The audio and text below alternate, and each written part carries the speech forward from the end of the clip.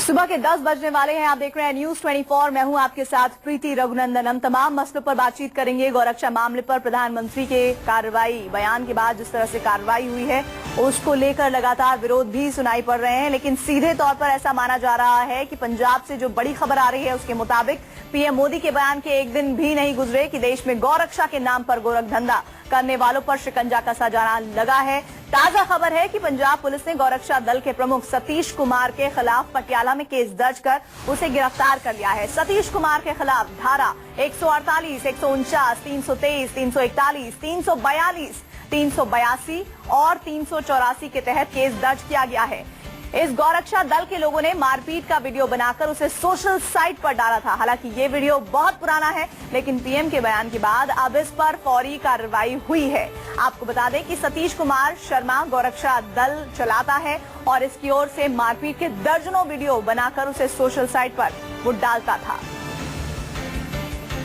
विशाल English हमारे साथ जुड़ रहे हैं। विशाल, आखिर में सवाल यही कि क्या प्रधानमंत्री के बयान का इंतजार हो रहा था तभी कार्रवाई होगी, ऐसा कहा गया?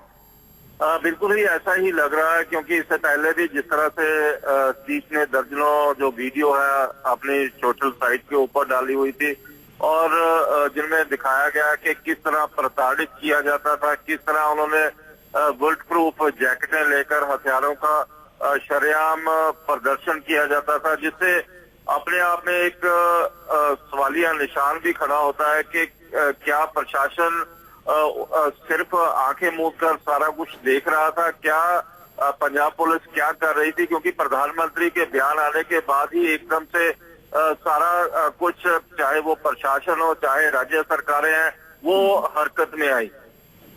जैसे आप बता रहे हैं कि प्रशासन तभी हरकत में आया, ऐसा लग रहा है जब प्रधानमंत्री ने बयान दिया, लेकिन अब सीधे तौर पर ये सवाल किया जाना चाहिए प्रशासन से और पुलिस से कि आखिर इससे पहले आपने कार्रवाई क्यों नहीं की? क्या आपने ये सवाल किया? क्या जवाब दिया उन्होंने? फिलहाल अभी हमारी बात नहीं हुई है, सिर्फ टेलीफोन के ऊपर पंजाब के डीजीपी सुरेश अरोड़ा के साथ बातचीत हुई है। तो उनका कहना था कि पंजाब में किसी को भी कानून हाथ में नहीं लेने दिया जाएगा। इससे पहले उन तक ये बातें पहुंची नहीं थी। जब भी उनके पास ये बातें पहुंची है तो तुरंत कार्रवाई के आदेश दे दिए गए, क्योंकि एक वीडियो काफी सोशल साइट के ऊपर दिखाया जा रहा था जिसमें जो लोग हैं, जो तस्कर हैं, उनकी मार पिटाई दिखाई जा रही थी।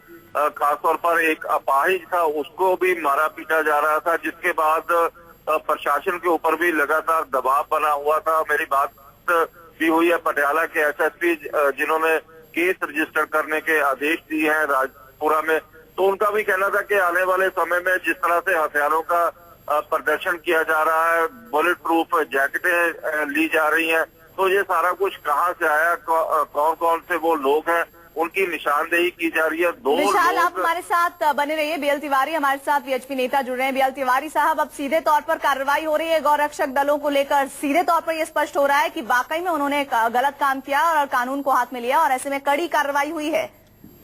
अगर कानून किसी भी व्यक्ति ने हाथ में लिया है, कानून की मर्यादा में ही काम करेगा। अगर कानून को अपने हाथ में लेकर काम किया है तो कानून तो अपना काम करेगा। सर, लेकिन ये जो वीडियोस हैं ये तो बहुत समय पहले के हैं, कार्रवाई अब हो रही है, तो ऐसा लग रहा है कि प्रधानमंत्री के बयान का इंतजार किया जा रहा था इन गिरफ्तारियों को लेकर। उतनी संजीदगी पहले क्यों नहीं बरती गई? प्रधानमंत्री जी अगर पॉलिटिकल कवरेज अपने भाषण को देना चाहते हैं, पॉलिटिकल शेल्टर करना चाहते हैं कानून के सहारे, तो इसका फैसला जनता समय पे करेगी। नहीं, लेकिन ये तो अब तय हो गया ना कि गौरक्षकों के नाम पर लोग उत्पात मचा रहे हैं, गुंडागर्दी कर रहे हैं और तस्वीरें भी हम एक तरफ चला रहे हैं जो स्पष्ट कर रही है इन तमाम बातों को, जिसका जिक्र प्रधानमंत्री ने अपने संवाद में और भाषण में किया। एकदम अस्वीकार योग्य बात है कि कोई भी गौरक्षक जो वास्तव में गौरक्षा का काम करता है, ना तो वो हिंसक हो सकता है और ना विधर्मी हो सकता है। निश्चित रूप से वो आदमी एक सज्जन सवाल का संभ्रांत व्यक्ति होता है और अगर ऐसे निर्दोष लोगों के खिलाफ कार्रवाई होगी तो उसका भी समाज परिणाम देगा। तो यानी कि आप सीधे तौर पर मान रहे हैं कि पिछले दिनों जितने भी वीडियो सामने आए जिनमें दलितों की पिटाई हो रही है वो सीधे तौर पर गलत है और ऐसा अगर उन्होंने किया है तो उनके खिलाफ कार्रवाई होना जायज है? क्योंकि पिटाई का संबंध गौरक्षा से बिल्कुल नहीं है। दलितों का प्रयाण वो कोई षड्यंत्र है और उसकी गहन जांच हो रही है, परिणाम सामने आएंगे, वो अपन देखेंगे। ये टोटल षड्यंत्र है।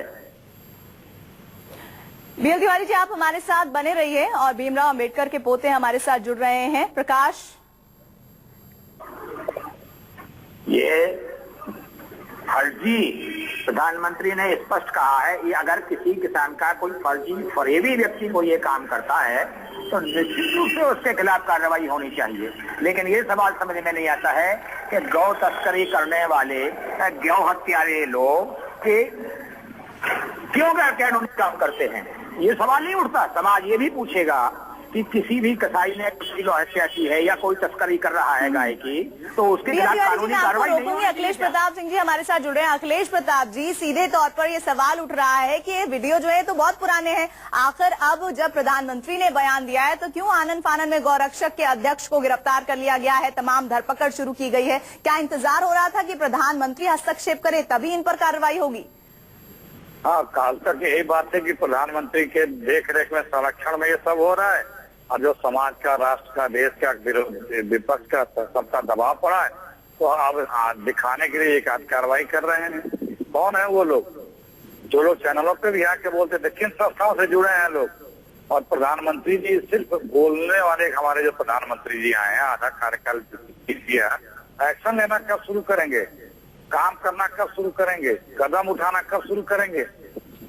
ये दिखता है कि सिर्फ प्रधानमंत्री जी बोलते हैं लोगों के लिए, लेकिन काम नहीं करते हैं, उस पर अमल नहीं करते हैं। चाहे वो लव जिहाद हो, चाहे घर वापसी हो, उससे लगाए जितने 2.5 साल में इस तरह से इंसिडेंट्स हुए हैं, इस तरह के नारे चले हैं। और आज ये गौ हत्या का, भाई आप राष्ट्र के प्रधानमंत्री हैं, आप नाक के नीचे सब कुछ होता रहता है, लोग करते रहते हैं और आप खाली बोलते रहते हैं। ये तो दुख की बात है कि भाई अब आप विपक्ष के नेता नहीं हैं, अब आप सत्ता में हैं।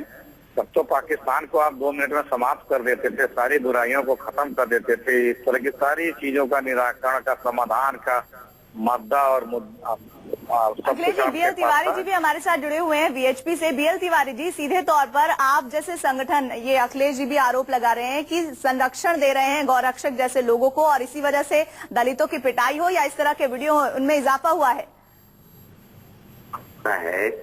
अगर प्रधानमंत्री को क्या करना है और प्रधानमंत्री को क्या नहीं करना चाहिए, ये कांग्रेस कार्यालय से निर्देश थोड़ी लेंगे। कांग्रेस कार्यालय से निर्देश प्रधानमंत्री काम नहीं करते, वो अपने विवेक से काम करेंगे। अगर उनको ये लगता है कि कोई आदमी के समाज में किसी भी संज्ञान में गैर कानूनी काम हुआ है तो निश्चित रूप से कानून को अपना काम करना चाहिए। लेकिन सवाल ये है कि ये जो गौरक्षकों की बात हो रही है, गौ सेवकों की जो बात हो रही है, यह आपस में ही कंट्रोवर्शियल है।